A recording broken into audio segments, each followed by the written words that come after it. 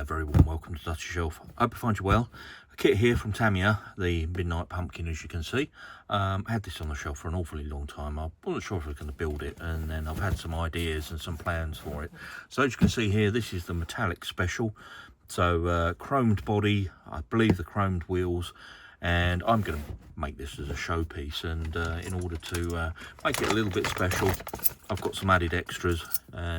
Here's the chassis. You can see it's a folded aluminium chassis that I bought for it. So going to do it a little bit different and just see how it goes together. I've built one of these before, just a standard Midnight Pumpkin. We've got it on the shelf over there behind me. But as I say, this one does actually come with some metallic parts. So we've got the body here. Let's sort this out and have a look at it. Got the body here in chrome, as you can see. Sort of a dark chrome, I guess. I thought it'd be really shiny. Maybe it's got a cover on there. I'll have a look at that in a bit. We've got some chromed parts here for the front and rear of the body. We've got the bumpers that are all in chrome, and just trying to find the actual hubs. They're in here.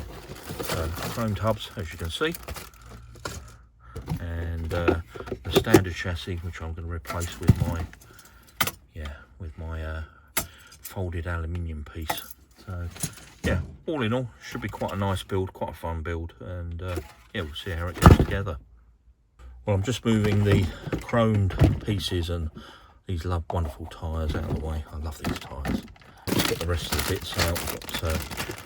We've got the other components there that we're going to need for the build. We've got in here the glass. I'll put that to one side, don't need that at the moment. Servo saver, front stays. Like I say, I've got a lot of replacement parts to go into this build, so it could be quite fun actually. And there's the front bumper decals. We'll pop those on later. And finally the instruction book. So let me just move this out of the way. So as I say, this is purely a sort of a beautification build, should we say. It's a show car, so no intention to run this at all. So purely building this just to look the part. Well, I'm going to do this video very similar to how I've done my more recent videos, which is just basically record bits as I've put sections together rather than recording the whole thing. So starting with my chassis that I've got here, I'll put down in the description where I got this from and how much it was. It was about 30 quid, I think, 40 quid, let's say. And on here, I'm going to mount the body post as it says, and I'm going to get the servo. I'm just putting a standard servo in it for now, but they're going to mount on the servo mounting plate just here. So slightly different to the instructions, but I'll get those in now. And then when that's done, we'll then move on to putting the gearbox together. But let's get the servo saver and the steering all onto the car. I'll drop the body posts in and just a dry fit on the body there, and the body seems to fit this chassis okay. Now I did have to make a little modification to the posts. The normal posts would wrap over the back here. There'd be a little return on the edge there. I've had to cut that off just so it fits inside the body, but once that was done, went on no problem at all. I'm not sure why. There's a difference there, but it was getting caught on the wheel arch, so yeah, I've moved that over. Now I've just realised I had my camera on the wrong setting for the couple of videos before, so hopefully it wasn't strobing too much, and apologies if it was. Now there's a couple of bits I just want to mention about the servo. So got an uprated servo saver on here from Jazz Rider. I bought quite a few bits from Jazz Rider, but we'll come to those other ones later. And we've got some aluminium servo step screws here from Tamiya to fix the servo in place. So let's check that this actually fits onto the servo. And get the packet open. Let's cut through.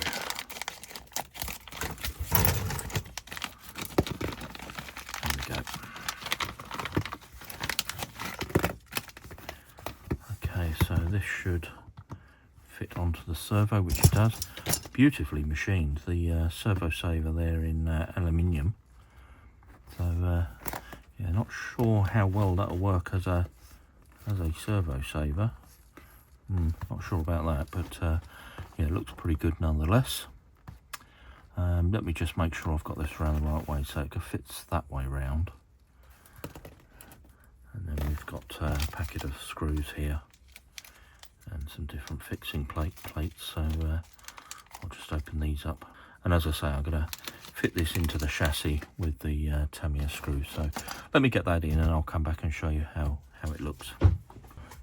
Well, that really does look the part on the front there. So just to repeat, everything about this build is all about show. It's about making it look the part rather than being functionally brilliant. But yeah, that does look the part. That's cleared the chassis, which is quite nice. And that's all dropped in quite nicely. Managed to cut the chassis though, which is rather annoying. I have to touch that in. There's a little bit on the side there that must have caught that when I was putting the servo in, which is rather annoying, but I'll soon cover that up. And now move on to the gearbox. The gearbox is basically a straightforward Midnight Pumpkin gearbox, nothing special about that. Now I did want to put the aluminium milled gear casing on there, but it was just silly money, getting on for 70 quid just for the casing. And yeah, much as I'd love it on there, but maybe in the future, but at that price I can't justify it. So going to carry on with the build just with a standard plastic gearbox casing for now. Well, I'm dropping a standard motor in for now. May replace this with something a little bit more pretty, should we say, at some point, but do have some motor mounts. This one here again from Jazz Rider, so this replaces the plastic motor mount. So I'm going to go ahead, screw this onto the motor and get the motor assembled to the gearbox. Actually, while I'm here, I'll just mention the gearbox. Now I've not greased it because I don't intend on running it. I don't want the grease going all dry, so it does sound a little bit raspy in there. But what I've done is built it exactly as to spec for a plastic gearbox that goes on the normal lunchbox, Hornet, or indeed this Midnight Pumpkin. But all I've done is put ball races in there. Every kit that I build, I replace out these little nylon bushes with ball races. It's just something that I do. I don't know why Tamiya in this day and age don't supply all their kits with the ball races. They're not particularly expensive anymore, and it just makes them so much nicer. Right, so this lovely machined aluminium piece here in blue anodised screws onto the motor, and then we can get this mounted once I've got the pinion gear on there into the gearbox. Well, I've dropped that onto the motor. That looks rather smart, and it's probably worth mentioning I bought these tool set from Tamiya. You see here, Tamiya craft tools, and yeah, they're really good. I'm really pleased with these. They're putting it together lovely. So this part here, as I said, was from Jazz Rider. This one, I think this was an AliExpress special. Nothing particularly elaborate about it, but again, machined in aluminium. So I'm just going to pop this onto the motor and yeah, fit this onto the gearbox. So there's my aluminium motor mount on that side, and just the motor mounts in onto the gearbox like so. I'll just do these up. Is it that one? Too small. I've lost my Allen key. There it is. This is the one that the armour one that came with my the armour car. The little thing that zips around like nobody's business. Fantastic little car. The video on the channel if you're interested. I'll put this in the wrong way. Let's try again. Yeah, the Grom Typhoon. I've never had a car so fast. Amazingly quick. Okay, that's the motor in. Turning over the page, this is where we mount the wheelie bar and the suspension mounts. So both of those are uprated parts, so let me get those.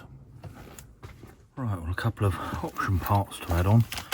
I've got an uprated suspension bar. This is what the shock absorber is attached to. And these have got carbon fibre mounts to fit onto the side.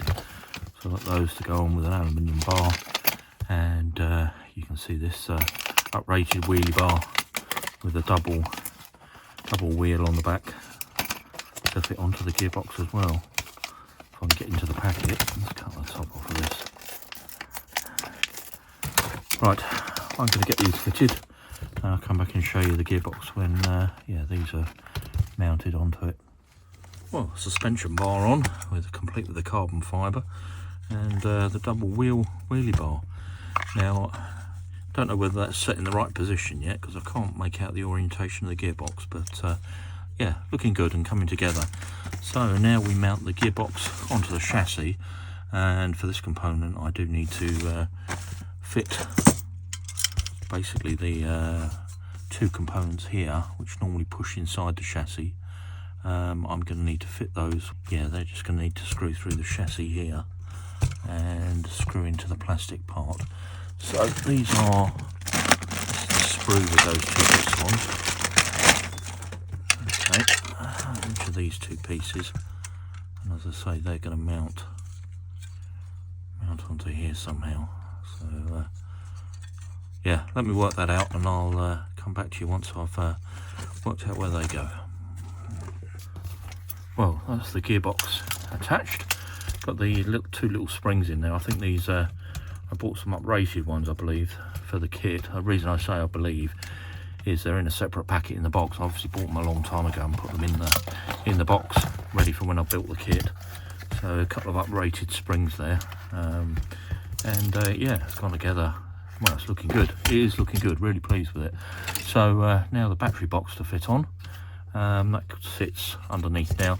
Again, there is a metal component that you can get to fit on here, but when I looked at the price of it, you know, it's just not worth it. So I'm going to go ahead and fit the plastic one on there. Won't make a huge amount of difference, and yeah, maybe I'll replace it later today. Well, that's the plastic battery tray on. As I say, there is a metal upgrade for that. That might change at some point, but I'm not going to do that for the moment. So the front end, got lots of parts here from Jazz Rider. So normally we'd fit this big plastic component on the front. This time we've got a fully aluminium machined replacement, which is exactly the same, just machined from aluminium, which is rather nice. That's going to sit on the front there. We've got our swing arms, which replace the plastic swing arms on this sprue. You can see there, these two arms, and again, these are completely machined out of aluminium, which is rather nice. You see those two there, they're beautiful.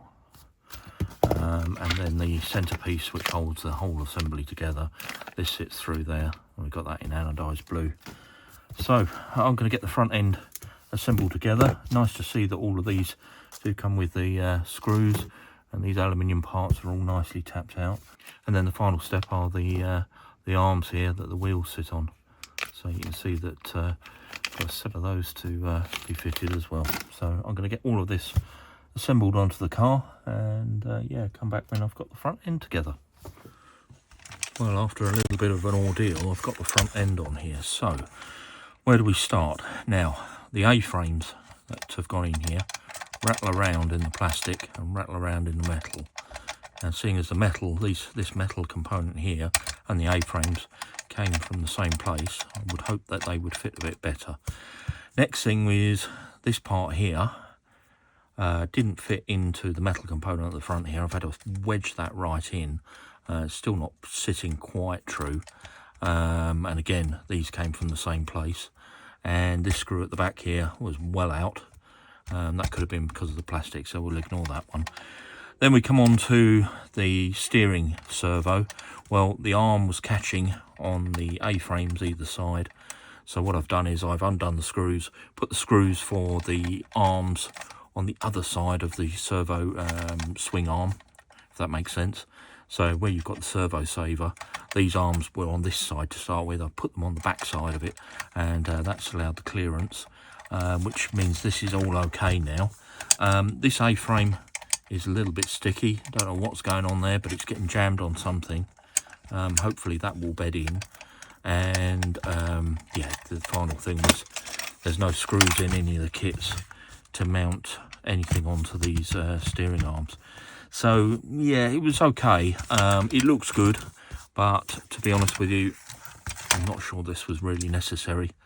I mean, it does look good, and that's the whole point in this build. But so final thing to go on here is the bumper, and on the back of the car we've got these clamp effect wheel nuts that are going to go either side of the gearbox, and then I'm going to call it an evening. So let me just find the bumper. And my bumper for the choice is this one here, which is RC Adong. I've seen them about when I've been surfing the internet quite a few times. Let me just cut the packet open. Looks a very good quality bumper. Much better than the plastic one. And that's going to mount onto the front here with my 3 screws. And yes, it does fit. That's good. I was getting worried there. 3 in. And then I can go to the rear of the car and get my hubs on. Well, here we are the following day, and just putting that to one side. Shock absorbers. So the actual kit comes with some friction dampers, but I've kind of splashed out a little bit on the big bore aeration dampers from Tamiya, and these are, well, I think they're superb. They're beautifully machined and really do look the part, but are awfully expensive. Now I'm going to fit these to the chassis. Whether they stay on there for long term, I don't know. I'll see how they perform, see what they look like, but they are awfully expensive, far too expensive really for this level of kit. But I will keep the friction dampers, you know, so that I can replace them in the future if I need to or want to, if I find another use for these. Now, one thing I will say, now I've bought 2 sets of rear dampers here, but whichever way you do it, you will need to buy a set of springs to go with these dampers. They don't actually come with the springs, so this is an additional extra. And basically you get a set of 2 springs, so these are rear ones, and in here you've got hard, medium and soft springs, obviously 2 for left and right, and then you'll need a second set of these for the front. So if you're using the same size dampers, obviously 2 sets of these, or you'd use different stiffnesses.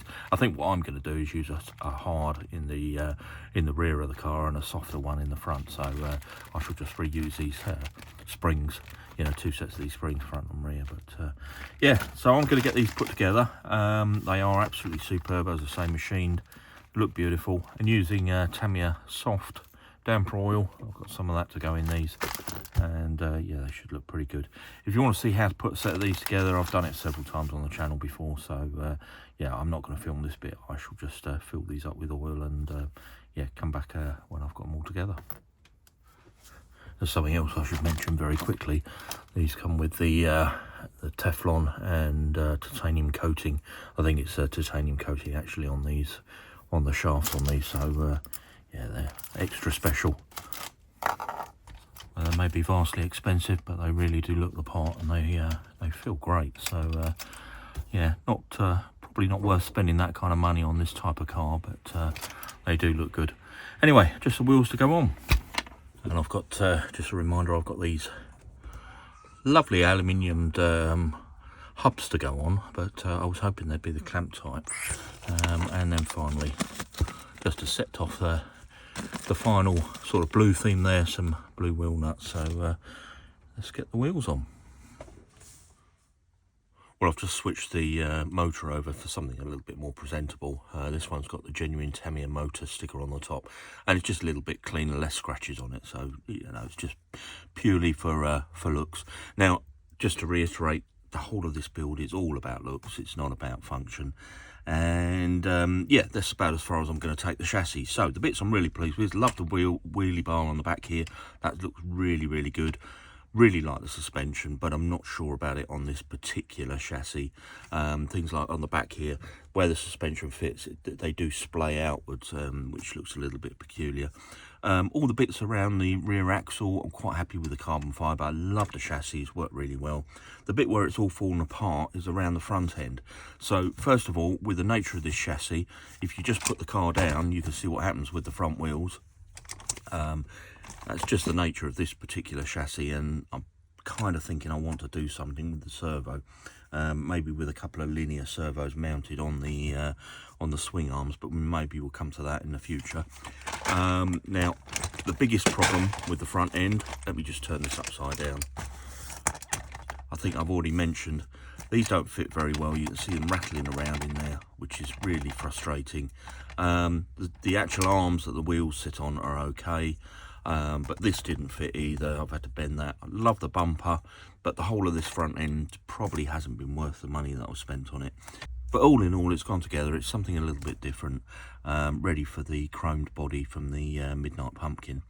And yeah, I've spent a bit of money on it, but all in all, quite pleased with it. So moving on to the body, I'm now going to fit all of the little bits and pieces, like the back end of the tow truck and the light cluster, onto the body, and then we'll come back and I'll show you how that fits onto the chassis here with the stickers. Now, if I roll right back to the beginning of the video, I said that this is like an off-colour chrome. It's like a dark chrome, and I did wonder if there was a plastic coating on it. Well, I get it now.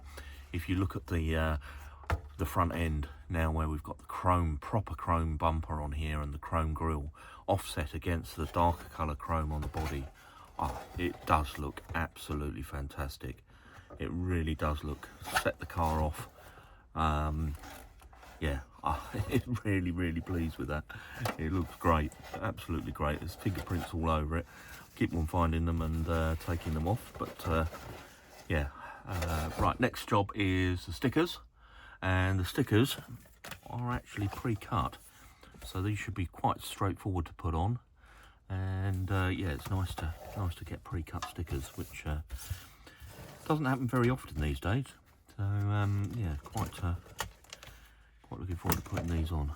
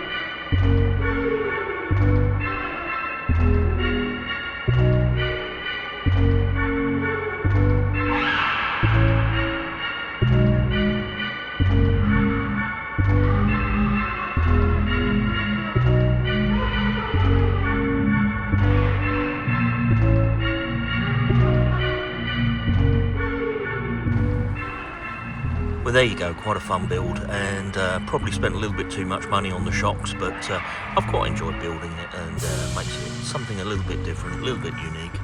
I love the chassis on it, looks pretty good, but not one I'm going to run. This one's going to be a shelf queen, so going to spend its life gathering dust on the dusty shelf. Anyway, if you enjoyed the video, please do give it a thumbs up, and why not check out the channel, lots on there, and if you can subscribe, you can do me a really big favour. And with that, we'll leave this one there, and I'll just say thanks ever so much for watching, and I'll catch you on the next one.